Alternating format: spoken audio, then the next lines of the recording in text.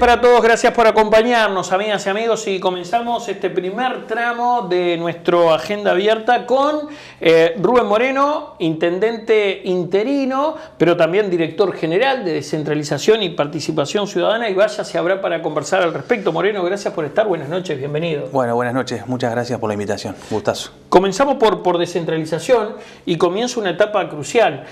Segunda mitad de este 2026, segunda mitad del año, y empiezan a concretarse los proyectos del fideicomiso, ¿es así? Sí, ya este año arrancamos, estamos teniendo una ronda con cada uno de los alcaldes justamente para acordar los detalles, pero va a haber obras en los 32 municipios, en 31 va a ser con fideicomiso y en Atlántida, que va a ser una gran inversión de unos 50 millones de dólares. También van a haber obras con esa fuente de financiamiento.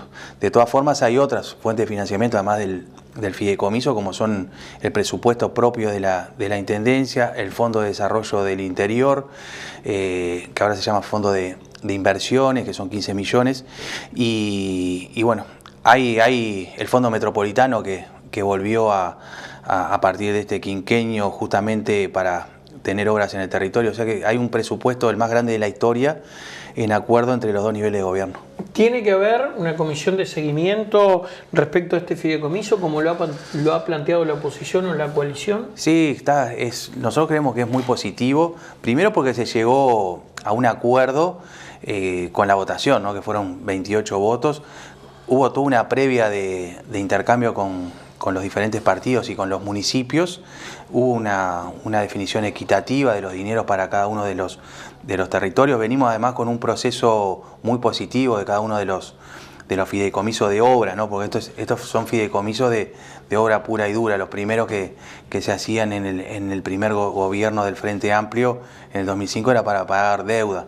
Estos son justamente para tener obras acordadas en el territorio entre los dos niveles de gobierno. Pero también tenemos el Ministerio de Transporte, que va a hacer mucha obra en el territorio, que también estamos haciendo una gira por todo Canelones con la ministra Echeverri, que la verdad que es a lo que conoce Canelones y tiene esa forma justamente de trabajar en forma descentralizada.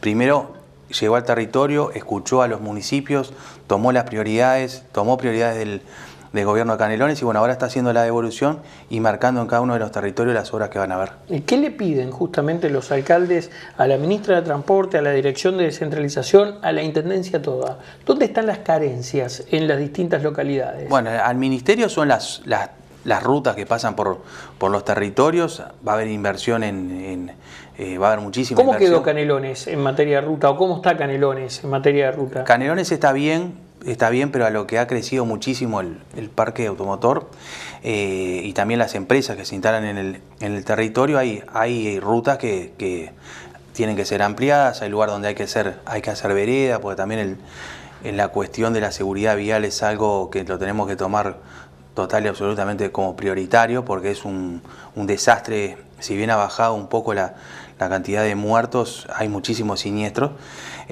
Tiene que ver mucho con lo que son las obras, la iluminación. Y bueno, ahí en base a las posibilidades que tiene el Ministerio, se acordó en cada uno de los territorios. Eso es con lo que tiene que ver con obras, ¿no? Y tenemos la ventaja de que la ministra, bueno, fue directora de obras del departamento, la subsecretaria también, Claudia Piris, y hay un muy buen relacionamiento. Es equitativo con todo el país, pero sabemos que Canelones es un lugar que se ha desarrollado muchísimo, que las empresas se están instalando y que bueno, va a haber inversiones durante todo el quinquenio. Hablando de ese desarrollo, se votó hace muy poco tiempo atrás por parte de la Junta y se aprobó una inversión millonaria que contempla 1.042 soluciones habitacionales o viviendas en Torres, allí en Médanos de Solimar. A propósito, su hermano, en calidad de edil, es verdad, sí, es cierto lo que estoy diciendo, dijo que lo votaba por disciplina partidaria, pero que es tiempo de revisar el Costaplan y que las excepciones se han vuelto la regla. Porque además finalmente se decidió allí habilitar el proyecto, pero bajar la altura o la estatura de esas torres. ¿Qué visión tiene usted sobre el desarrollo inmobiliario y particularmente este tipo de proyectos, Moreno? Bueno, por un lado, Canelones es un lugar que los uruguayos eligen para vivir. Es un lugar que también se elige para invertir. Nosotros desde Canelones lo que hacemos es justamente, y ha sido la tónica desde el 2005, un desarrollo pero con planificación. Siempre fue el desarrollo en cada periodo pensando bueno, con un desarrollo planificado. Desde el 2005, cuando no había un peso, igual se pensó el Canelones a 20 años y bueno, estamos de acuerdo de que han pasado ya 20 años, que hay que revisar cada uno de los planes, pero que Canelones va a seguir avanzando y que van a haber inversiones, eso ni que hablar. Lo que sí es cierto, y es una preocupación de la Intendencia de Canelones, un crecimiento ordenado, cuidando muchísimo el tema ambiental y dando los servicios. Entonces, yo creo que está bueno esto de que se haya votado y bueno, poner arriba de la mesa la discusión e intercambiar. ¿Ha dialogado, hablando de intercambiar, con los vecinos de Laguna del Cisne que se oponen a el fraccionamiento y concreción de un barrio privado en las inmediaciones de la laguna? Bueno, se van a revisar los planes, va a haber un intercambio entre cada uno de los planes en Costa de Oro, fundamentalmente, y nosotros siempre lo hacemos con el aval de los vecinos y en lo que tiene que ver con todo el tema de reglamentación que hay a nivel departamental y a nivel nacional, pero siempre en diálogo con los vecinos. En realidad también, si la gente que vive en la zona se organiza y tiene una propuesta, hay que escucharla porque es la que vive ahí en ese lugar. También es porque a partir del 2005 justamente se le dieron los espacios a la población para que participe. Bueno, cuando se le dan los espacios para que participen y se organicen, hay que escucharlos. Moreno, hablando de eso, y me consta que usted está al tanto porque fue uno de los que en todo momento estuvo contactándose con Juan Arellano, el alcalde de Joaquín Suárez. Llama poderosamente la atención cómo llega una industria de Montevideo, se instala, en este caso en el territorio de Joaquín Suárez, y ni siquiera le da comunicación o se presenta ante el municipio, y finalmente esa industria se detuvo la concreción o la construcción de la industria. Sí, porque si no hay viabilidad, justamente nosotros somos muy cuidadosos de todo la planificación de cada uno de los lugares y ponemos como centro el bien general. Y hay un proceso de viabilidad de cada una de las empresas. Canelones tiene diferentes partes del territorio justamente para que se instalen las empresas, la parte residencial, tiene una parte rural y bueno, está en el proceso de ver la posibilidad de viabilidad, pero no es un crecimiento, como te decía, desordenado. Nosotros lo tenemos que cuidar muchísimo eso, porque después a veces las consecuencias son costosas. Entonces la responsabilidad es entre el municipio, el gobierno departamental y el gobierno nacional. ¿Cuánto pesa la inversión pública en el crecimiento en este caso de una intendencia? Lo digo porque la pasada semana se inauguró una UTU en el Pinar. Se vienen mejorando policlínicas de ACE. Habrá una inversión de un hospital y también de saneamiento. ¿Qué peso tienen? Y muchísimo. Muchísimo, ahí está como centro el ser humano. En realidad nosotros el desarrollo económico es importante para el desarrollo humano, no el desarrollo humano para el desarrollo económico. Nosotros tenemos que tener una sociedad que tenga posibilidades, donde se pueda justamente una sociedad integrada, donde tengamos posibilidades y servicios. Había una necesidad en lo que tenía que ver con la salud. Se van a inaugurar o remodelar 20 policlínicas en Canelones, por todo el territorio, por Ciudad de la Costa, Costa de Oro. Bueno, se inauguró la de Toledo, San Jacinto, hoy anduvimos por el hipódromo de Las Piedras, Toledo, son unas 20. Y la educación también. Nosotros trabajamos mucho en la coordinación multinivel.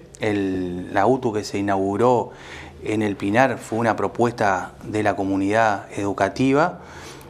Yamandú Orsi, cuando era intendente, lo tomó como propia la propuesta. Bueno, se estuvo viendo las posibilidades de terreno justamente para acceder a UTU, como se cede a los CAIF, a los preescolares, a las escuelas, a los liceos. Y bueno, se concretó eso. El objetivo fundamental de este gobierno, y lo anunció parte del equipo de gobierno el otro día, es justamente la pobreza infantil, las personas en situación de calle, la seguridad. Esas son las propuestas fundamentales, y la educación. Esas son las 4 propuestas prioritarias en donde, en base a las posibilidades, se va a invertir justamente para transformar esta sociedad. ¿Cómo está Canelones en esas áreas que usted acaba de mencionar? Y es diverso, porque Canelones no es todo igual, es según el territorio, pero en lo que tiene que ver con salud estamos mucho mejor que hace 5 años. Por ejemplo, ahora nos faltan medicamentos. Es una de las demandas de las comisiones de usuarios, que para nosotros son muy importantes, gestionar, pero gestionar con los vecinos. Cada una de las gestiones que se tiene que hacer hay que hacerla con los vecinos. Hay una fuerte comisión de usuarios y bueno, uno de los dilemas eran los medicamentos. Todos lo saben, los que son usuarios de ACE, la necesidad que había de medicamentos. Ahora no faltan medicamentos, no hay falta de medicamentos, no es nada menor. A veces pasa como medio sin pena ni gloria, pero es algo fundamental, el poder contar con medicamentos en las policlínicas de los barrios. El tener lugares de calidad. Las policlínicas que se inauguran de ACE son de calidad, y esa tiene que ser así tiene que ser la salud pública, así tiene que ser la educación pública. Y bueno, por eso se va a invertir también en infraestructura, en educación. Y lo otro, uno de los temas que siempre plantea la población, y está bien, y es algo que lo tenemos que resolver como sociedad toda, es el tema de las personas en situaciones de calle, que hoy, por ejemplo, nos reunimos y estamos implementando entre los 3 niveles de gobierno y la sociedad civil soluciones, y se ha invertido un 80% más en lo que tiene que ver con presupuestos para las personas en situación de calle. Ha mejorado en ese aspecto, y la rendición de cuentas, lo que va también, de las mejoras que va a tener es en lo que tiene que ver con la seguridad. Por ejemplo, con 300 policías más a partir del 1 de enero del año que viene. Hacemos una pausa, tanda, y continuamos charlando luego de la misma con Rubén Moreno.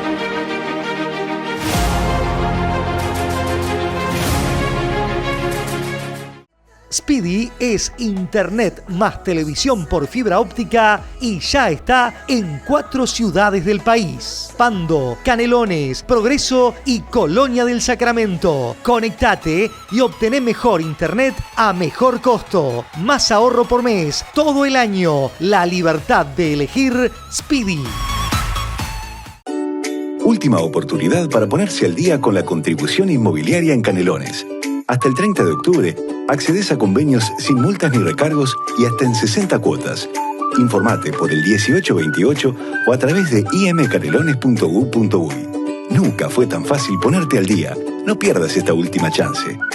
Canelones avanza con la gente. Y nos vamos al ámbito nacional, y usted dejaba un poco el asunto encima de la mesa, seguridad. Y vamos a inmiscuirnos en la política nacional, porque dio mucho que hablar. La utilización de los Mamba, que al final no serán los Mamba, y serán los Cóndor, pero allí hubo oposición mismo dentro de la izquierda, de la fuerza política, en que no estaban de acuerdo, inclusive hasta por una cuestión de imagen, lo dijo Castillo, claramente, el ministro de Trabajo. ¿Qué visión tiene usted, Moreno, de que la logística militar digámoslo por lo claro, transportes militares patrullen barrios complejos en materia de seguridad? Sí, yo primero que nada, antes de eso, quisiera hacer referencia a, me parece, lo más importante, que es la inversión de 31 millones adicionales a la primera infancia.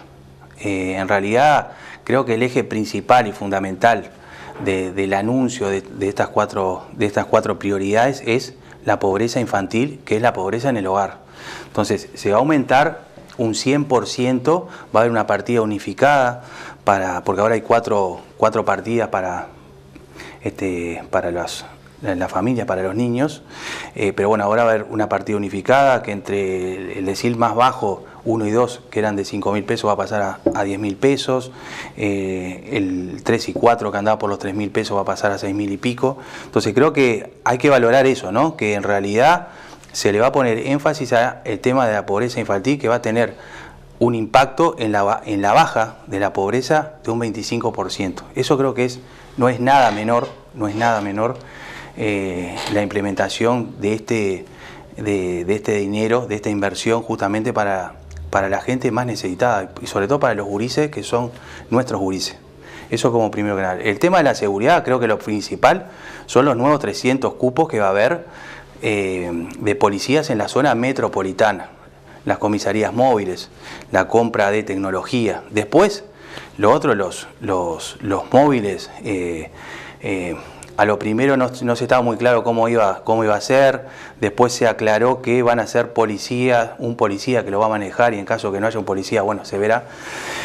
Pero en realidad sí, es cierto, hay lugares complejos, pero la seguridad tiene que estar a cargo de la policía y eso quedó claro. Pero bueno, todo el Estado, en la medida que puede aportar alguna herramienta, en este caso estos móviles para proteger a los policías que están trabajando en los lugares más complicados, es una medida que lo ha entendido el presidente, que me parece que está bien, que marque la cancha Yamandú y que ordene y que sea el vocero de este gobierno y que además sabe que el tema de la seguridad es algo que empeora la calidad de vida cuando no hay seguridad y que sobre todo lo sufren los más pobres. Entonces, en realidad la seguridad la va a seguir haciendo la policía porque es su responsabilidad, la defensa es del Ministerio, son de las Fuerzas Armadas, pero la seguridad civil es de la policía y la va a seguir cumpliendo. Después, el apoyo que tenga que tener, como ha habido en la frontera o es en las cárceles, una tarea adicional, se verá, pero no es que se va a militarizar a militarizar los barrios. ¿Está de acuerdo con las declaraciones de Carámbula de que está fallando la comunicación de presidencia? Yo creo Carámbula dijo algo así como, si no pueden, le podemos prestar a algunos colaboradores. No, es que lo dijo así, usted lo sabe. No, yo creo que está bueno comunicar y comunicar bien. A veces se distorsiona o a veces hay más de un vocero. Entonces me parece que está bueno esto que se hizo el otro día en el gabinete, de reunirse, intercambiar entre el equipo de gobierno y después que el presidente sea el que justamente designe a la persona que tiene que salir a comunicar. Eso creo que es lo más claro y lo más lógico. Y también marcar la cancha, porque esto que te decía de la implementación de medidas para atacar la pobreza infantil y el tema de la educación, el tema de las personas en situaciones de calle, es lo que la gente esperaba y por algo votó a un gobierno de izquierda. Entonces, me parece que eso es lo que espera la gente de nosotros. Hay que hacerlo bien y hay que además hacerlo con todos los partidos políticos y con la sociedad civil. Es entre todos que vamos a transformar. Esto no lo va a transformar solamente el Estado. Esta transformación viene de mano de que toda la sociedad entienda que hay una parte de la sociedad que ha quedado atrás, que ha sido vulnerada, que tenemos una deuda con gran parte de la sociedad y que tenemos que ser entre todos parte de la solución. Por supuesto, la responsabilidad primera es del gobierno nacional, gobierno departamental y los municipios. ¿Le faltaba este golpe de timón al gobierno? ¿Le faltaba ser más de izquierda con lo que viene haciendo hasta ahora? No, capaz que tener los buques insignias o los temas bien claros, prioritarios, entonces... ¿No estaban antes? Siempre se dijo que la pobreza infantil iba a ser uno de los temas, ahora se enfocó directamente hacia eso, la educación, las personas en situación de calle y la seguridad. Entonces, a nosotros no nos tiene que dar miedo hablar de seguridad como personas de izquierda, porque somos los que estamos en los barrios y somos los que lo sufrimos más. El que tiene algunos medios de seguridad, capaz que lo ve diferente. También es cierto que a nadie le gustan los tanques de guerra en la calle y no es que va a haber tanques de guerra. Solamente, lo que va a haber es un apoyo de parte del Ministerio de Defensa al Ministerio del Interior y poder mejorar la calidad de vida de los vecinos, de los trabajadores. Hay algo interesante en esto que usted dice. A nadie le gusta, a nadie de izquierda le gusta que se le eche mano a defensa para llevar adelante una tarea de vigilancia o una tarea de cuidado de un barrio. No, capaz que cada uno tiene su rol. Capaz que cada uno tiene su rol. Pero, lo digo porque, a ver, pero es una realidad. También es en aquello de que en la versatilidad está el éxito. El Frente Amplio siempre fue así, o sea, tiene diversas corrientes ideológicas, filosóficas, usted más que nadie lo sabe, y a mí no me parece mal que se opine distinto. Claro, es diferente si se superpone la opinión de un sector determinado o de varios sectores determinados a la voz del presidente, ¿no? Claro, una cosa es la fuerza política, otra cosa es el gobierno. Lo que entiendo que siempre hay que intercambiar, discutir, pero después que se llega a una resolución tenemos que ir todos para el mismo lado. Esa es la fórmula que ha tenido la izquierda en este país. ¿Y eso ahora no está pasando? Y creo que con esta nueva impronta que le ha dado el presidente, justamente de marcar la línea y decir para dónde se va, es lo que la gente espera de Yamandú, pero que además Yamandú, una de las cosas que a mí me gusta resaltarlo, que es una excelente persona y no es para nada menor, tener una buena persona siendo presidente o teniendo alguna responsabilidad. Es una persona honesta que realmente está sensibilizado con estos temas prioritarios que nos tienen que doler a todos. Entonces, lo que puede aportar el Ministerio de Defensa siendo parte del Estado y con el aval de toda la institucionalidad, bueno, bienvenido sea, pero la responsabilidad va a ser del Ministerio del Interior con el apoyo de los vehículos del Ministerio de Defensa. ¿Por qué cree que a veces la oposición, la coalición y a veces hasta integrantes de la propia fuerza sostienen que le falta liderazgo a Orsi? Orsi trabaja, trabajé 20 años con Orsi, es una persona muy inteligente y que trabaja mucho en equipo. Yamandú lo que tiene es que deja opinar, deja hacer, pero como marcó el otro día, el presidente es él, la definición es de él y así tiene que ser. Me parece que los líderes justamente lo que hacen es eso, ¿no? Escuchar a su equipo, porque es un equipo de gobierno, pero la definición la va a tomar el compañero presidente Yamandú Orsi. ¿Qué tiene que pasar para que el Frente Amplio termine una gestión con éxito, Moreno? Y tenemos que resolver algunos estos temas dolorosos, porque por algo el uruguayo quiso un cambio, pero además le hace bien a la democracia. Nosotros tenemos como sistema democrático que darle soluciones a las prioridades que sabemos que tiene este país, que es la pobreza infantil, la mejora en la educación, las posibilidades de buena salud pública, la mejora en el transporte y la seguridad. Después hay otros temas que son menos prioritarios, pero los prioritarios son eso. Y tenemos que gestionar bien, pero gestionar con la comunidad organizada y con toda la institucionalidad. Esa es la fórmula. ¿Usted cree en las encuestas? Sí. Creo en las encuestas. Creo en las encuestas porque las sigo siempre y realmente las empresas, además que trabajan en Uruguay, son empresas serias que no les sirve para nada cambiar los números porque después los resultados son parte justamente de su credibilidad. Entonces las encuestas y las empresas que trabajan a nivel de encuestas son serias y creo, sí. ¿Y cómo se cambia la pisada? Teniendo justamente estas medidas claras y solucionando y escuchando a la gente y estando en el territorio. Es importantísimo estar en el territorio, trabajar a nivel de los 3 niveles de gobierno juntos, que la sociedad civil esté organizada y mejorar la calidad de vida. No es fácil porque desde que entró el narcotráfico a este país la situación cambió totalmente. Teníamos 2.000 presos en 1990 y ahora estamos en 16.000 y pico. Aumentó muchísimo. Sobre todo son personas jóvenes que no terminaron el ciclo básico, hombres, y eso no es casualidad. Para todo eso, lo que hay que hacer justamente es apostar al trabajo en el territorio, al trabajo interinstitucional, a la salud, a la educación y a la vivienda. las personas pobres tienen problemas más pobres en este país tienen problemas de vivienda y tienen un tema de escolaridad muchas veces que no llega a su término. Rubén Moreno, muchas gracias, muy amable. Bueno, gracias a ustedes. Hacemos la pausa y ya continuamos con más Agenda Abierta.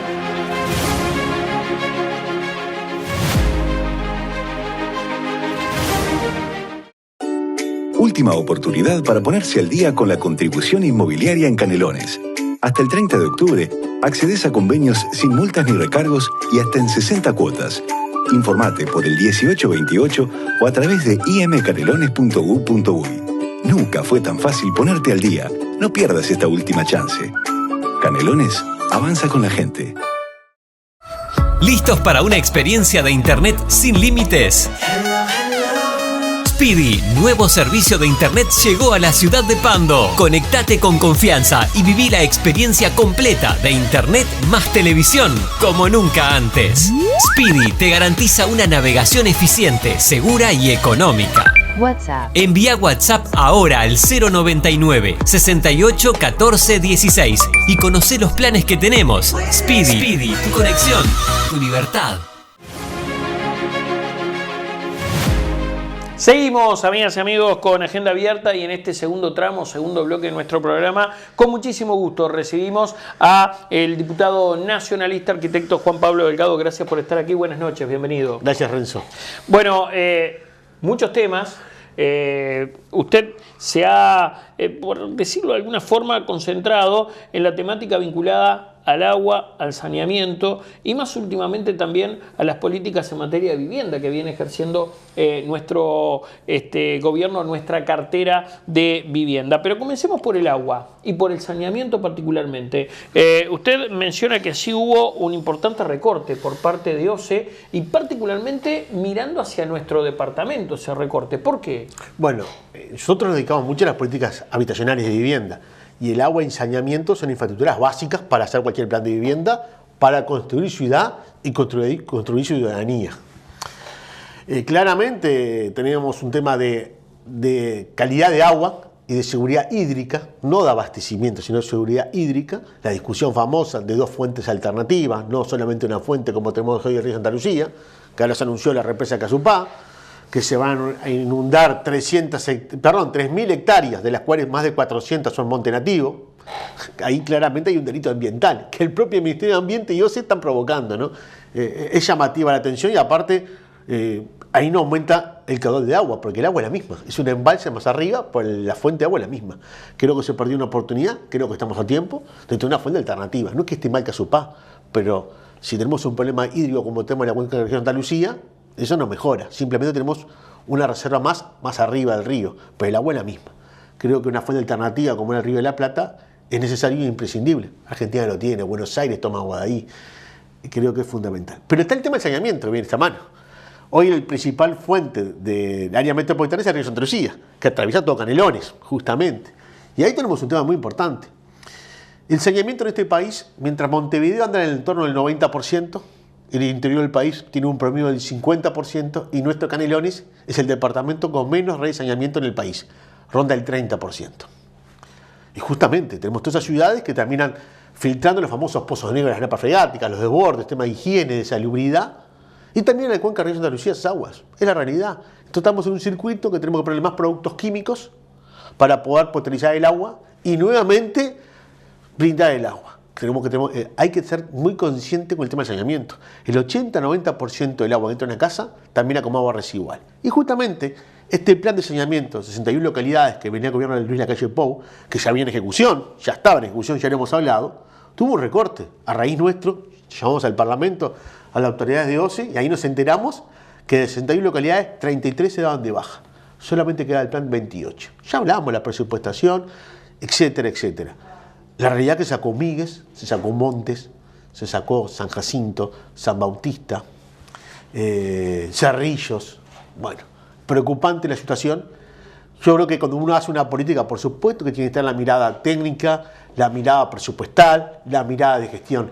Pero tiene que haber también, está la decisión política que uno quiere hacer y la decisión que el país quiere y qué desarrollo territorial quiere. Claramente el desarrollo territorial del interior está comprometido. seriamente comprometido. Porque no haber red de saneamiento en la localidad implica menos desarrollo económico, menos infraestructura urbana, menos planes de vivienda con todos los servicios. Y algo importante, la salubridad pública. Alcanzo con recorrer muchas de esas localidades y ver lo que pasa en estos pueblos con el tema de los pozos filtrantes, los pozos desbordados. Si no andarían las barométricas chocándose en cada pueblo descargando los pozos. Son todos pozos filtrantes. Y para conclusión de este hecho, y no darle mucha vuelta, me parece importante destacarlo, es que el gobierno decidió no avanzar esta línea. Decidió avanzar a otras líneas. Y justamente el programa Entre Todos, de vivienda, del Ministerio de Vivienda, un programa que se creó en el gobierno de Lacalle Pou, que es un programa que financia a los privados, que van al interior profundo, que son viviendas que se pueden hacer con sistema de saneamiento, de red de saneamiento, de alcantarillado, pero si no hay, se puede hacer con sistemas alternativos que autoriza la Intendencia. Bueno, este gobierno acaba de anunciar ahora un decreto reglamentario hace 10 días que se limita la cantidad de viviendas que se puedan hacer en las localidades que no tengan saneamiento. Bueno, entonces por un lado tenemos que el gobierno nacional saca una cantidad de localidades que no tengan saneamiento. No desarrolla, no fomenta el saneamiento y a su vez los planes de vivienda los limita a la cantidad de viviendas que pueda haber cuando no hay saneamiento. Es un doble impacto para estas localidades, un doble impacto para el interior profundo. Que tiene que haber saneamiento para las viviendas es lo mejor, por supuesto, pero la realidad que tenemos hoy, que no tenemos saneamiento desarrollado en el interior del país y que la planificación, en vez de ser hacia adelante, es un retroceso, lo que hacemos es limitar la cantidad de viviendas. Fomentamos que no haya arraigo, fomentamos que no haya desarrollo económico. Acordémonos que el plan de saneamiento también planteaba que la mano de obra tiene que ser local, los subcontratos. O sea, también perdimos fuentes laborales locales. Bueno, es preocupante esta situación.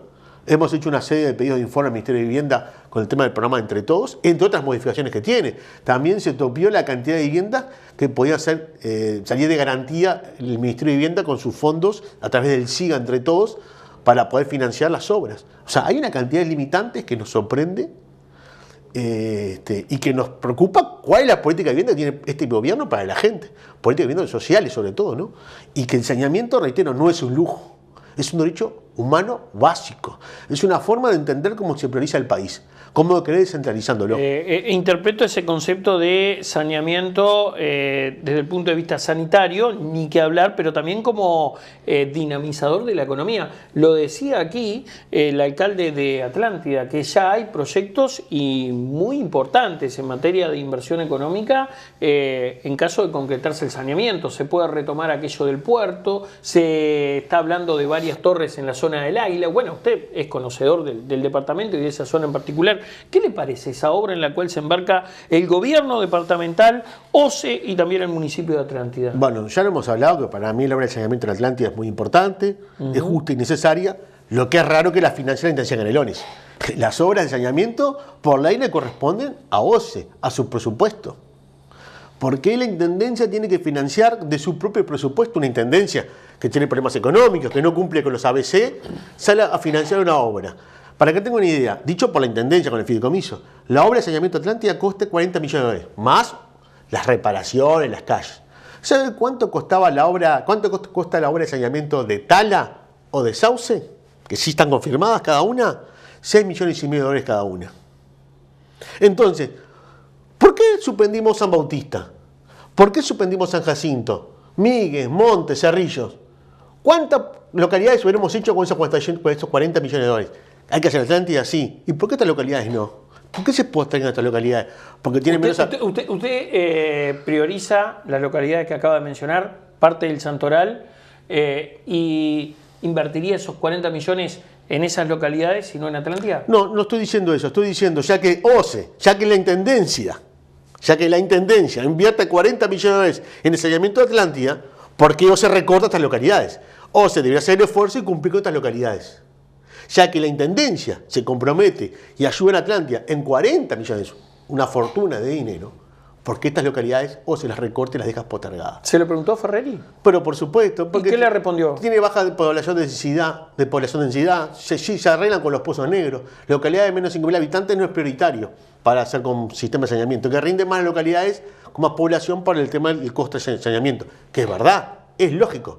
Pero la Carta Orgánica de OCE también establece en su artículo 2 y 3 que OCE tiene que priorizar los aspectos sociales o los económicos. Si no, en ese sentido, con esa mentalidad, diríamos, San Bautista no tendría que tener agua potable, entonces si tiene baja densidad. Bueno, si tenemos agua, tenemos que tener saneamiento. Pero yo no me causa gracia. Porque esta localidad se sigue postergando. Hay planes de vivienda, como estaba Mevir, que estaba planificado, que tenía saneamiento, y no se le puede conectar porque se suspendió el plan. Y ahora se compromete la ampliación de un plan. Entonces, a mí no me causa gracia, a mí me causa dolor y es una forma de discriminar. El saneamiento es una forma de igualdad, de generar oportunidades, de generar inequidades. Otra vez, yo acabo de decir, no sé si escucharon, Montevideo supera el 90% del saneamiento. General es el 30%, el resto del país el 50%. Otra vez el centralismo, otra vez inequidades territoriales. Sin justicia territorial no hay justicia social. Y acá hay una injusticia territorial total. Si sos chiquita localidad y con poca gente, bueno, te postergamos. ¿Hasta cuándo? No sé. ¿Hasta cuándo? ¿Hasta cuándo vamos a postergar Migues, Montes? Yo, la verdad, a mí me da lástima esta situación. Porque entiendo que tiene que haber buena voluntad. Y si los recursos son pocos, recientemente financiamos ANCAP en 800 millones de dólares, que estaba fundida. Un ente que es monopolio, que entrega combustible y que tiene una ganancia. Y no podemos darle una inyección de dinero a OCE que implica salubridad, trabajo, higiene, oportunidades laborales, oportunidades habitacionales, de arraigo. Y no estoy hablando de este gobierno, estoy hablando en general. OCE merece un mayor presupuesto para atender a la salubridad de la gente. Hay una realidad, tal vez la comparta o no, pero ya que estamos en el tema OCE, uno visualiza que, y esto lo dijo el ex presidente del ente, Montero, que usted lo conoce muy bien, dijo que era la cenicienta de todos los entes, en el cual menos se había inyectado dinero en el anterior gobierno, no sé qué sucede en este, y también en los otros del advenimiento de la democracia a la fecha. Y también hay otra realidad. Yo creo que no solo el sistema político, el ciudadano común y corriente se acordó de las pérdidas, denunciar las mismas, no lavar el auto, no llenar la piscina, cuando estábamos tomando agua salada. ¿Qué quiere que le diga? Totalmente. Es un sentimiento o una opinión muy personal, pero me parece que superamos el hecho de tomar agua salada, nuevamente se llenó la represa. Y otra cosa agrego otro detalle. El presupuesto de OCE es histórico la forma que se le ha dado realmente al ritmo que haríamos. Pero que sea histórico no significa que esté mal. Totalmente. Lo que estoy diciendo es que es histórico la mala actitud. Aparte, OCE no cobra todo el servicio. O sea, la realidad que mientras ANCAP daba de ejemplo, cobra toda la nafta, que viene el valor de la nafta, OCE no cobra el valor del agua. Cobra mucho menor, porque es un bien esencial de la vida y está bien. Por eso necesita también un subsidio del gobierno nacional para poder avanzar. Justamente había un préstamo internacional de Fonplata para poder trabajar con el tema del saneamiento. Y si hay que ampliar, se amplía el presupuesto de un préstamo internacional.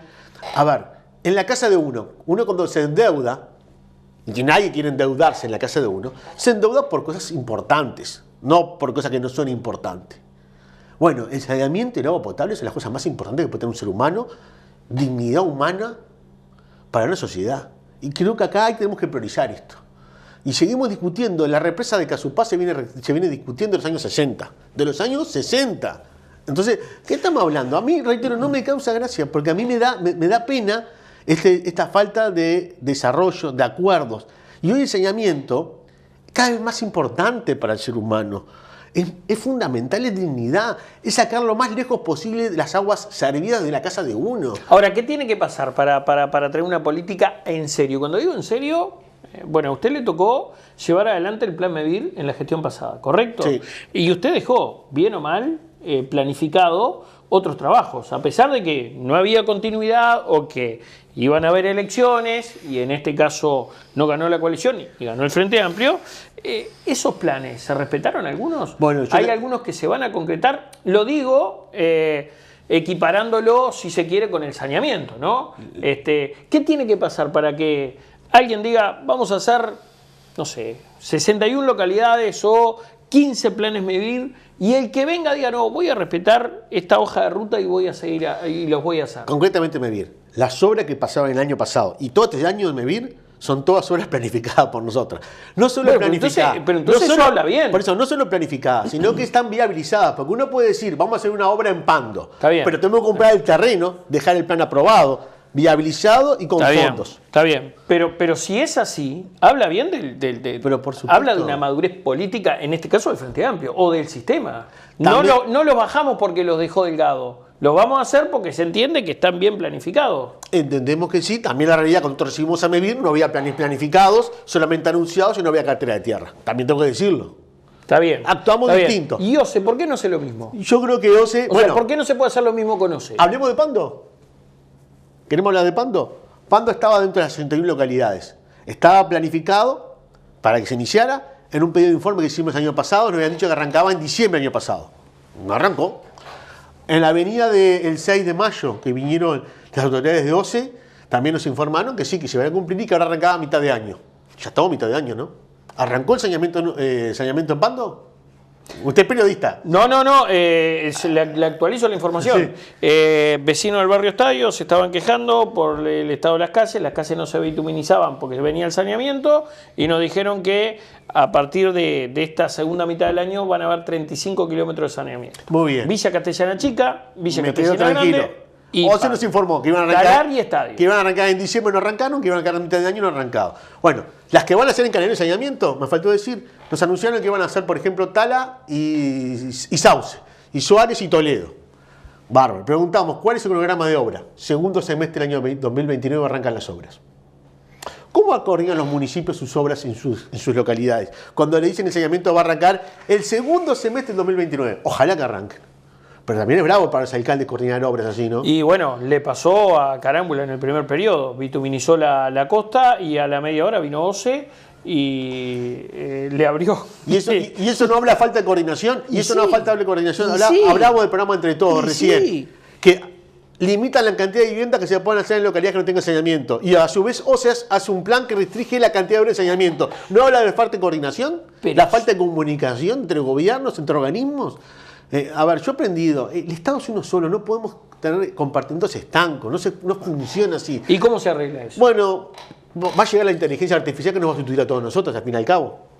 Nos va a sustituir a todos nosotros. Usted dice que... Sí, porque si no nos ponemos de acuerdo, no logramos entender. Y en un país que tiene políticas de Estado serias, porque la verdad somos partidos políticos consolidados, responsables, más allá de los abruptos que podemos tener en el momento, todos, que hemos tenido todos, hay diálogo, hay concordancia, pero hay que a veces dar un paso hacia adelante, ¿no? Y lo que uno tiene que tener en la política, creo que tiene que tener humildad, la humildad suficiente de entender que su idea no es la mejor a veces, que a veces la idea del otro puede ser tan buena como la de uno o mejor. Tiene que entender en ese concepto de humildad, no es de falta austeridad o de falta de humildad. Humildad en el sentido de que las ideas, cuando una idea es buena, deja de ser de unos de todos. Nosotros estamos presentando un proyecto de ley ahora de participantes viendo interés social, de ayuda mutua, para que tengan flexibilidad laboral, para que tengan flexibilidad en sus trabajos, poder trabajar en las obras.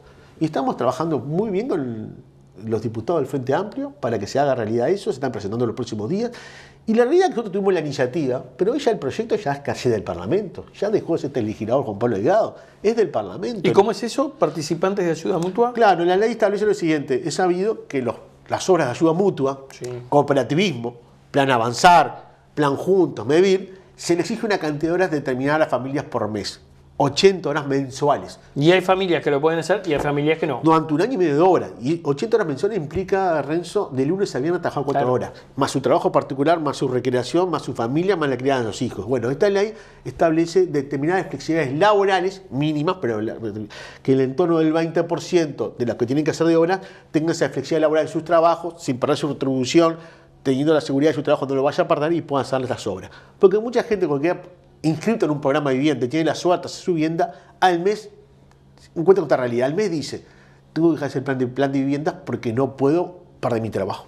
Y pierde la oportunidad de tener su casa. O viceversa, al mes dice, dejo mi trabajo porque no puedo tener perder la oportunidad de tener mi vivienda. Y esa gente después tiene la vivienda al año y medio, está sin trabajo, le cuenta reengancharse en el ámbito laboral, tiene una linda vivienda, pero no tiene cómo mantenerla. Entonces, tenemos que compatibilizar el derecho al trabajo con el derecho a la vivienda. El Estado, por un lado, te exige que cumplas horas determinadas de ayuda mutua, bueno, ese mismo Estado tiene que dar alguna flexibilidad y sea compatible.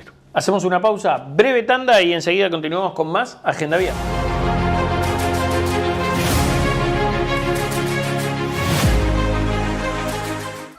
¿Listos para una experiencia de Internet sin límites?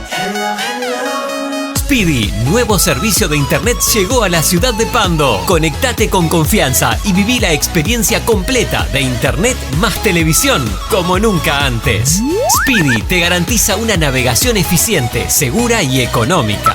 WhatsApp. Envía WhatsApp ahora al 099 68 14 16 y conoce los planes que tenemos. Speedy, tu conexión, tu libertad.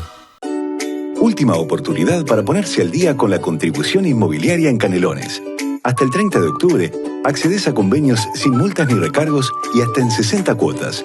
Informate por el 1828 o a través de imcanelones.gov.uy. Nunca fue tan fácil ponerte al día. No pierdas esta última chance. Canelones avanza con la gente. Continuamos con Agenda Abierta y hablamos de vivienda, o más bien de proyecto, Delgado, porque se votó hace relativamente poco en la Junta Departamental con ciertas excepciones en materia de altura de las torres. Digo las torres porque son 10 y se habla de un proyecto de 1042 viviendas allí en Médano de Solimar. Se vota prácticamente por mayoría, 27 en 31, pero usted ha sido uno de los legisladores que ha dicho: no estoy de acuerdo con este proyecto. ¿Por qué no? Primero, viví muchísimos años en medio de Solimar y al frente de este padrón. Claramente es un padrón en Ciudad de la Costa que tiene un hueco, la trama urbana, con un esqueleto muerto de casas. Entendemos que es oportuno hacer un emprendimiento urbano, un desarrollo ahí, completar la trama urbana.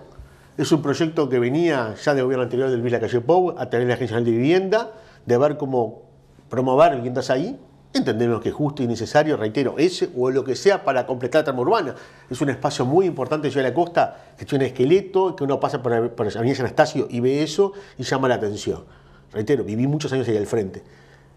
Creemos que la altura es innecesaria. Si bien Ciudad de la Costa ha ido cambiando y modificando el concepto de ciudad jardín, hay determinados lugares en el Costaplan que determina dónde van los edificios en la altura y hay un lugar que se llama puntos singulares, que no está definida la altura, pero se puede hacer edificios más altos de lo normal, porque son lugares que están estudiados, que no generan un asoleamiento al resto de las casas, que están en lugares, por ejemplo, vamos a dar un ejemplo, Avenida Las Américas contra las lagunas. Bueno, ahí el asoleamiento no arroja sombra sobre casa, porque arroja sombra sobre el Parque Roosevelt o sea ¿cómo se llama?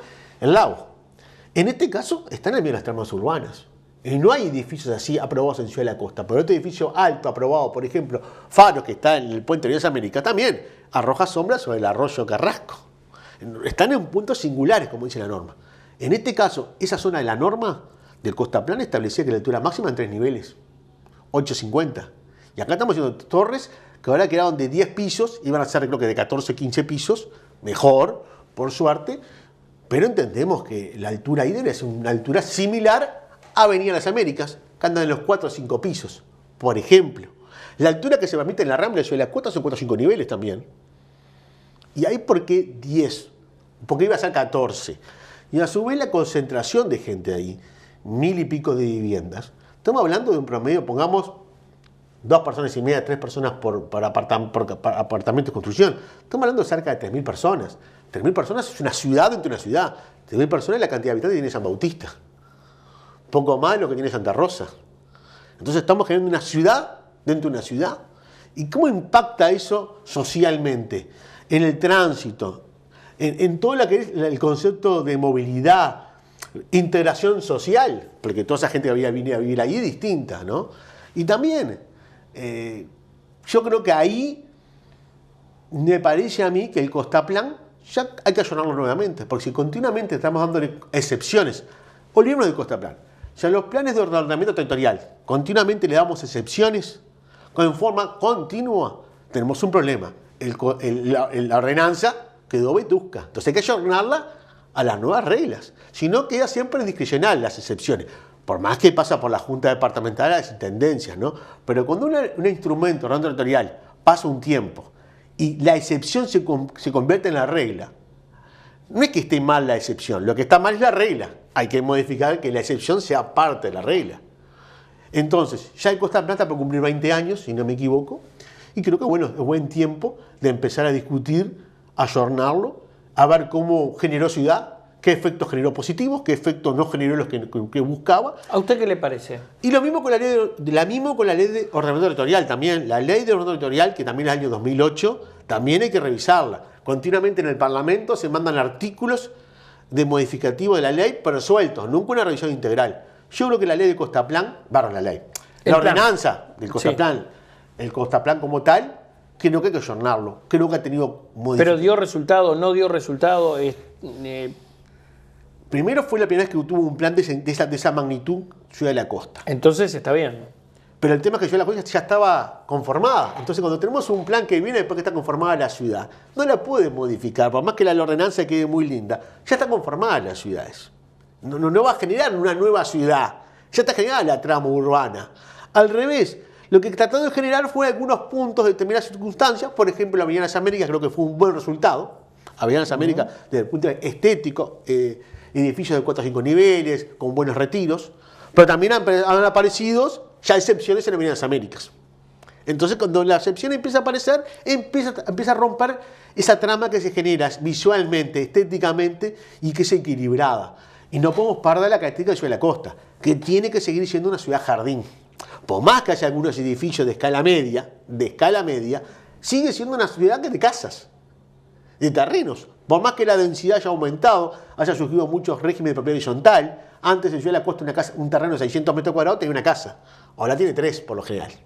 Hay mayor densidad, ha ido cambiando la situación. Bueno, el saneamiento cuando llegó a la Ciudad de la Costa, bienvenido sea, permitió un desarrollo urbano de mayor densidad.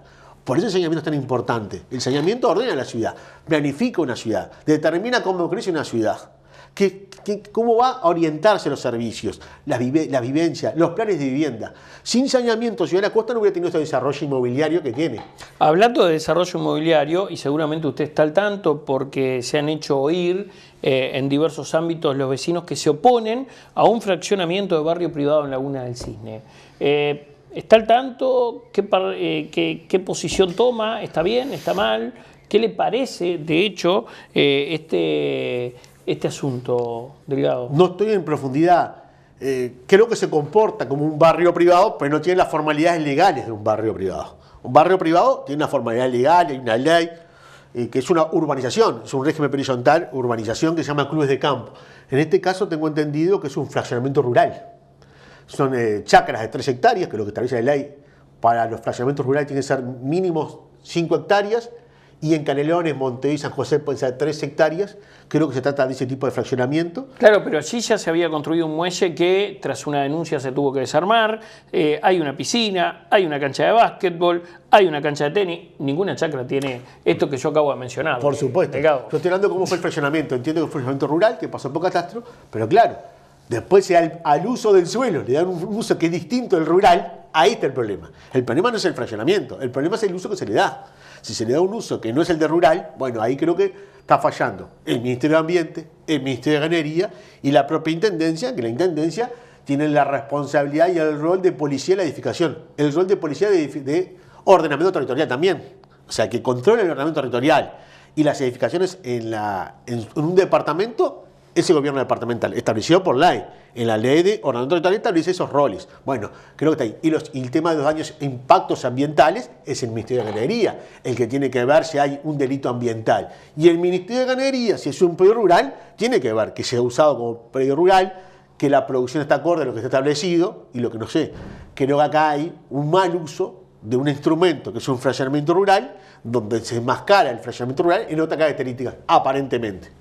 Diputado, rendición de cuentas. Y se anuncia por parte del gobierno una inyección en un par de áreas, concretamente en seguridad, con 300 vacantes y comisarías móviles, en MIDES con personas en situación de calle y en educación también con cierto destino allí de algunos millones. 31 millones en total para estas áreas que acabo de mencionar.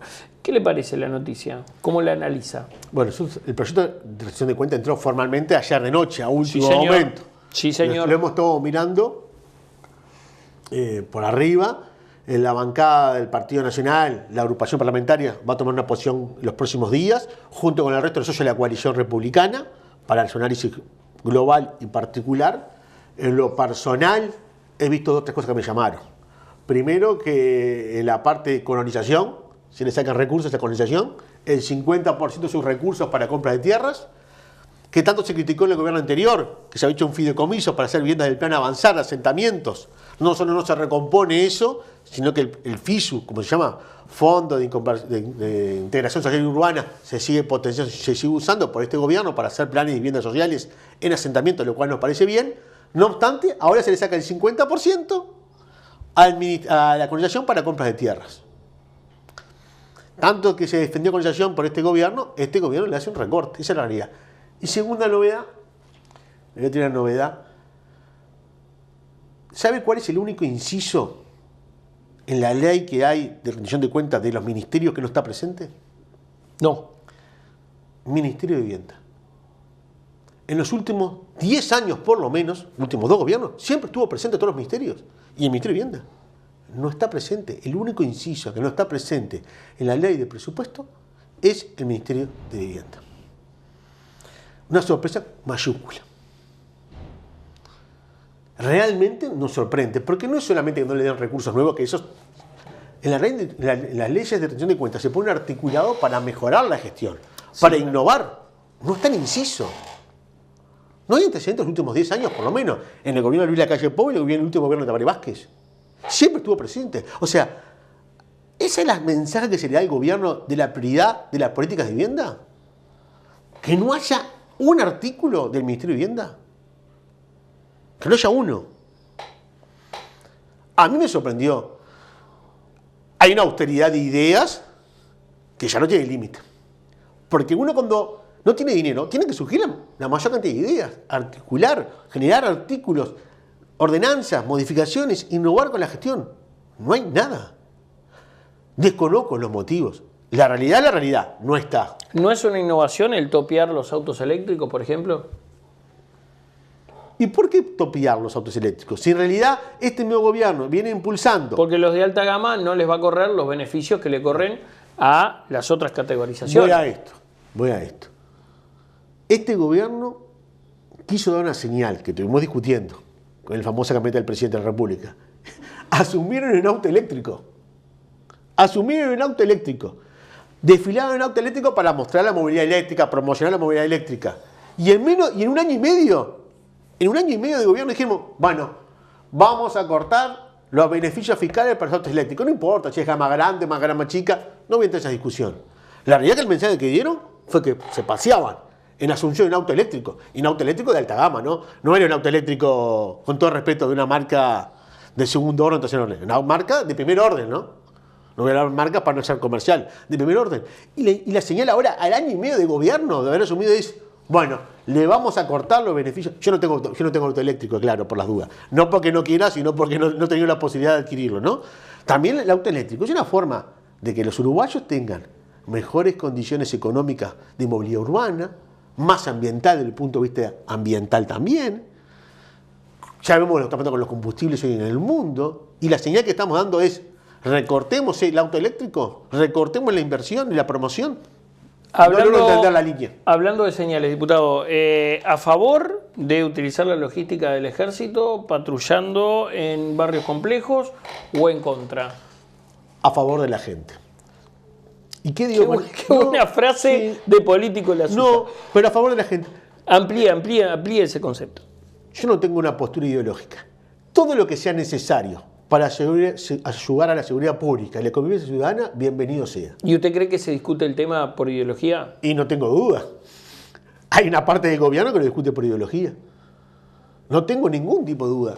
A mí la ideología, cuando está la seguridad pública de por medio y la convivencia ciudadana por medio, mientras la gente tenga la seguridad que tiene que tener, que se merece, ya me alcanza. Pero a Larrañaga lo dejaron solo con la campaña de Vivir Sin Miedo, el propio Partido Nacional, y a Gandini también, con esto de sacar los militares a la calle. Discrepo, con el tema de Larrañaga son cosas distintas. Primero, Larrañaga lo que planteaba era modificar la Constitución, nosotros queríamos hacerlo por ley. O sea, era una modificación que son distintas. Una cosa es por algo impregnado en la Constitución, otra cosa es hacerlo por ley. Había una discusión de la herramienta jurídica a utilizar. ¿Estamos de acuerdo?